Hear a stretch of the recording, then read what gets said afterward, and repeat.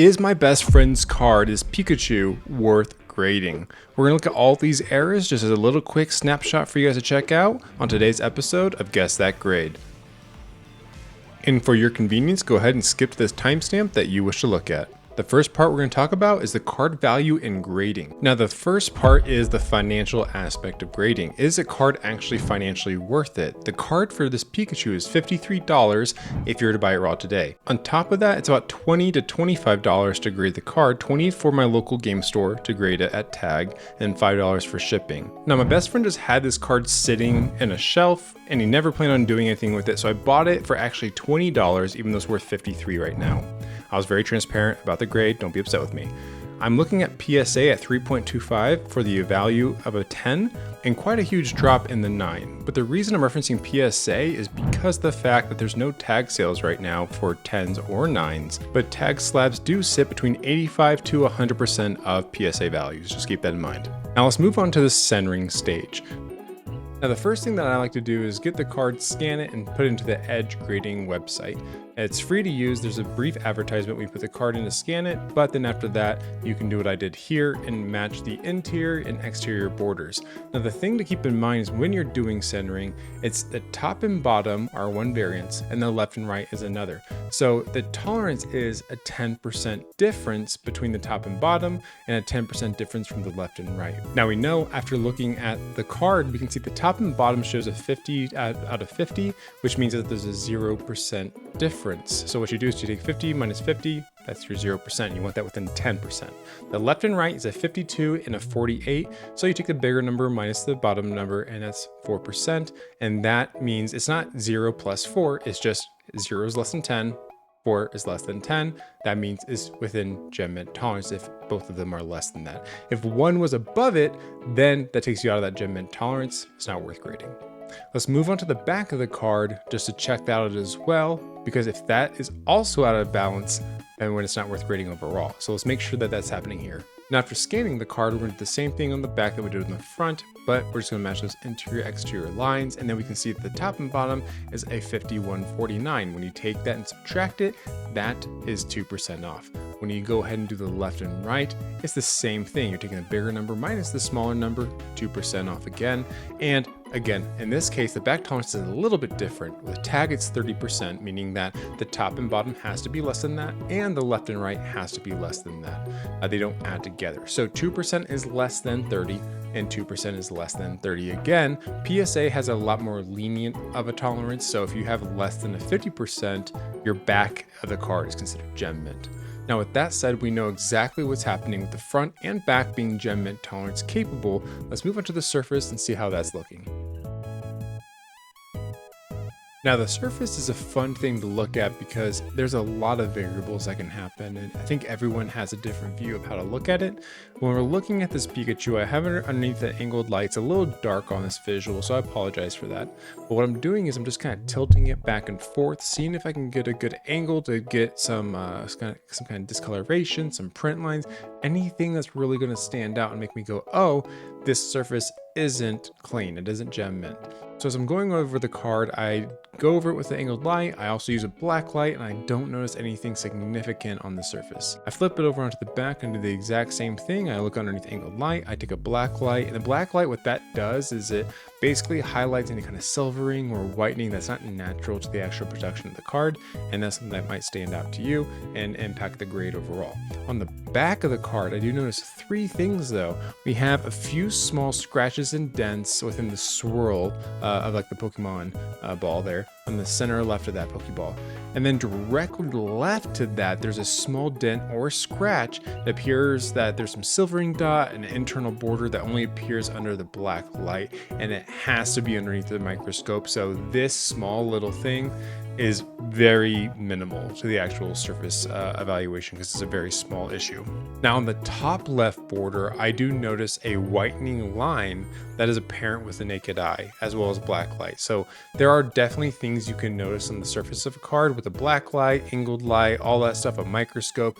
But the biggest thing to look for and the biggest impact to the grade is if you can see it underneath normal lighting conditions with your naked eye, that's going to impact it more. If I need to go microscope or a black light to it, it's not as apparent. It's not going to be as substantial of a grade deficit. Now with all that said, let's go ahead and move on to the corners and edges. Now the first thing that I like to do is get the black light and just look over the entirety of the card, because the black light really helps accentuate any of those whitening or silvering spots on the edges and corners. But for the first thing we're going to go ahead and do is we're going to look at the corners of the card. So after getting a quick glance at that, we're going to put it underneath the microscope so you can see what I'm talking about. And on the top left of the front of the card, we can see which looks like an impression, or like a fingernail pushed into it. That is something I wanted to call out. And then after I do that, I quickly go and rotate through each corner of the card just to see if there's any other issues. Now, every corner has a little bit of that impression, but it's not significant, right? Just that top left corner really had a big thing. So with all that said, let's move on to the back of the card. Now the back of the card is a whole different story. We look at the top left first, and we can definitely see there's whitening that's been seen with the naked eye. You do not need a black light. The top right, we can also see the same thing, but we use a black light just to show what it looks like. On the bottom right, when we flip to that, same thing, visible with the naked eye, and that's really what's going to hurt your grade. And then on the bottom left, multiple whitenings in that corner can be seen with the naked naked eye, but also we put underneath the microscope and highlighted as well, so you can see a little bit better. And this is why using a black light is so important. Don't be that person that goes to a vendor show and hunts for cards with a black light. It is super helpful. It's kind of cringy, and the vendors won't really work with you as much if they know you're going to grade cards. Just a side note. Now we can see the back corners are pretty beat up, so let's move on to the front edge of the card. And as we're going through this, you can see that we noticed a small white speck along that mid edge on the front of the card. It's top centered, and that is something that's going to impact us. Now we're quickly going to just rotate through the other edges of the card on the front because there's nothing else that we see, but I want you to get a glimpse of what I'm looking at. So just boom, real fast moving through it. Now on the back of the card, again, it's a lot easier to see edges and corners on the back of the card because the front of the card is really holographic, just like the Gengar we reviewed previously.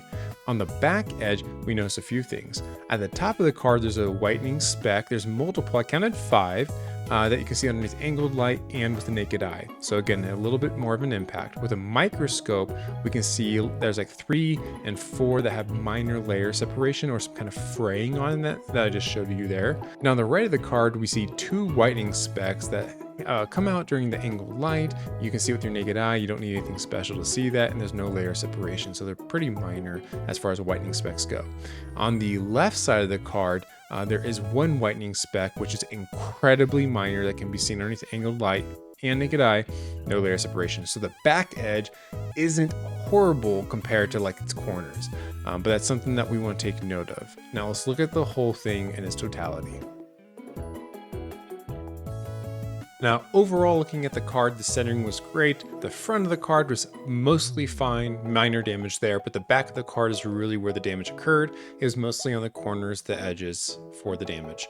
I think if this same damage was done on the front of the card, we'd be sitting around a tag 6. And the reason for that is because if it's just graded more harshly if it's on the front of the card because it's more eye appeal. People aren't usually looking at the back of your card. But because this damage is on the back, I think it'll be lightly or taken more lightly. So I think it'll be a 7. But let's go ahead and check onto it and look at the actual dig report. Now the card came back as a tag 8, which is actually quite surprising because I thought this would definitely hit that 7 mark.